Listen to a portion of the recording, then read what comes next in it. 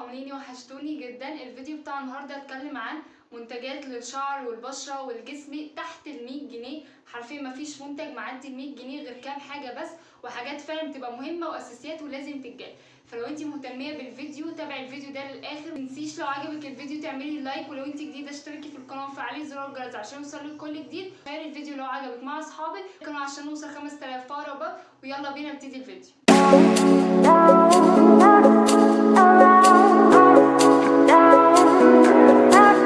في البداية أي منتج هتكلم عنه المنتج ده تحت ال100 جنيه، مش المجموعة مثلا بتاعة الشعر دي 100 جنيه، لا أي منتج هتكلم عليه هو تحت ال100 جنيه. أول حاجة الشامبو ده من ايفون، سعره بحوالي 80 جنيه، لو زاد قوي بيبقى ب90 جنيه. بصوا ده كده شكله اهو، ده بالافوكادو 700 مللي، بينظف الفروة الراس حلوة جدا. لو انت فروتك دهنية بينظف الفروة حلوة، فيه سيليكون، فبجد ده من احسن انواع الشامبو اللي انا جربتها وعجبني جدا. وحجمه كبير قوي، هو قاعد معايا كتير جدا ولسه فاضل فيه مثلا لحد هنا.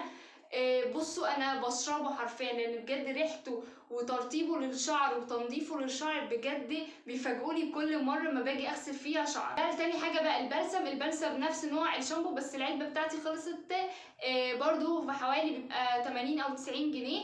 وبعدين على فكره ده الحجم الكبير، وتقريبا في ايفون فيها احجام، حجم صغير وحجم وسط وحجم كبير.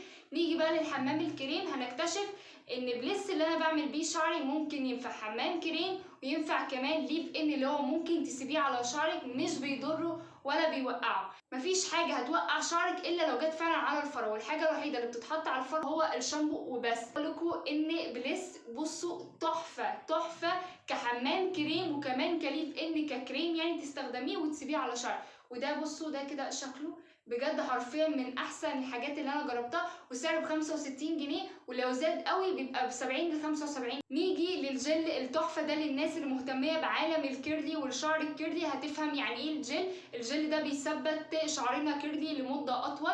الجل ده بتاع بايو سوفت ب70 جنيه بالظبط.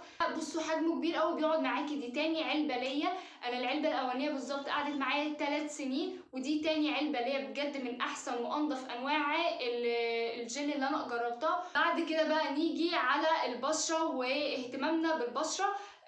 اي منتج من اللي هتكلم عليهم دول برضو تحت ال100 جنيه، مفيش حاجه معديه ال100 غير حاجه واحده بالظبط. اول حاجه معانا هو الغسول بتاع ستارفل اللي هو ده، اللي هو الجل. انا ده لسه جايباه من قريب وسعره ب95 جنيه، روح من 90 ل 100 جنيه على حسب طبعا ما تجيبيه من المكان اللي انت رايحاه. الغسول ده مناسب للبشره المختلطه والبشره الدهنيه، بينضف البشره حلو قوي، وكمان بيرغي حلو جدا، وكمان لو عندك حبوب بينشفها ويخليها تروح خالص. فعشان هو فيه زيت شجره الشاي، فبجد ده من الحاجات اللي عجبتني، وسعره اصلا رخيص وبيقعد معاكي كتير. بصوا يا جماعه انا مستخدمه كل ده، انتوا شايفين؟ بصوا بجد تحفه جدا ومن انضف الحاجات اللي انا جربتها. لو عايزه مرطب، المرطب ده بصراحه غالي، العلبه دي كلها ب200 جنيه، ولكن ممكن حاليا متاح في المحلات او الستور عامه تجيبي منه بالتقسيم. يعني تروحي مثلا محل كده تقولي له مثلا انا عايزه تقسيم من الكريم ده، يديكي مثلا 40 جرام 50 جرام على حسب الكميه اللي انت عايزاها، تبقى في حدود 45 50 جنيه. بصي مش هيكلفك حاجه وبيقعد معاكي كتير جدا. البرطمان ده قاعد معايا حوالي داخل على 3 سنين، ومن انضف انواع الكريمات اللي انا برطب بيها وشي، وبجد تحفه جدا كمان في الشتاء. انا في الشتاء بحتاج حاجه تقيله بس، لكن ده طلع تحفه قوي. كده الصن بلوك، اهم حاجه طبعا الصن بلوك. انا عارفه ان الصن بلوك بيبقى غالي جدا، ممكن تستغني عن الغسول والمرطب وتهتمي بالصن بلوك، تجيبي اي غسول وتجيبي اي مرطب، ولكن الصن بلوك ما ينفعش نفرط فيه. الصن بلوك ده ب170 جنيه، انا عارفه ان هو غالي بس معلش دي من الحاجات اللي هي الاساسيه، ولازم تكون عندك صيف شتاء وفي شنطتك ماشي معاكي كده. فده للبشره الدهنيه والمختلط اللي هو بتاع بوبي جل، وفي منه الكريم للبشره العاديه والجافه، وطالع منه جديد اللي هو التنتد، لكن انا ما جربتش. اللي مش عارف يعني ايه تنتد، التنتد ده بيبقى فيه نسبه فاونديشن بتغنيكي شويه عن ان انت تحطي فاونديشن كل يوم. نيجي بقى لاقوى مرطبات للشفايف في وقت الشتاء. الناس اللي شفايفها بتشقق وبتسيح دم وبيبقى منظرها فعلا بشع، استخدمي الاتنين دول. دي الليب بالم بتاع فازلين، دي كده بصوا شكلها اهي، دي بتدي لون بينك كده وحلوه جدا. وده السليبنج ماسك بتاع لانيش، دول احسن اتنين ممكن تجربوهم في وقت الشتاء. ده انا بحطه بالليل واسيبه واصحى تاني يوم بلاقي شفايفي مترطبه. لما بصحى الصبح بحط دي كمان كزياده ترطيب، بجد بتدي لون بينك خطير جدا. ممكن اصلا ما تحطيش ليبستيك ولو انت نازله الكليه وحط دي، بجد بتبقى تحفه جدا. انت بقى من الناس اللي بتحب مثلا تدلع بشرتها زياده، بتحب تجيب سيرم، تحب تجيب مثلا شيت ماسك، وانا من الناس المغرمه قوي بالشيت الماسك، فانا جايبالك شيت ماسك ده بحوالي 25 ل 30 جنيه، زاد قوي يبقى ب 35 جنيه.